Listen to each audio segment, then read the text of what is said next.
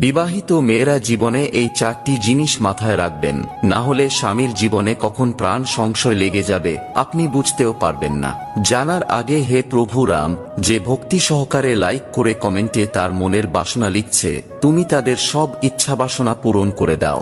Number 1, বিবাহিত সংসার জীবনে যদি আপনি সুখ পেতে চান তাহলে কখনো ভুল করেও কালো রঙের চুড়ি পরবেন না, কারণ এমনটা করলে স্বামীর স্বাস্থ্য খারাপ হয়ে যায়।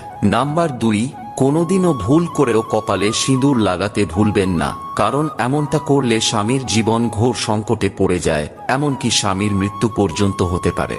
নাম্বার 3, বিবাহিত মেয়েদের বিশেষ করে এই কথাটা খেয়াল রাখা প্রয়োজন, যেন কখনো বিনা সাজসজ্জায় তারা না থাকে, কারণ এমনটা করলে স্বামীর আয়ু কমতে থাকে।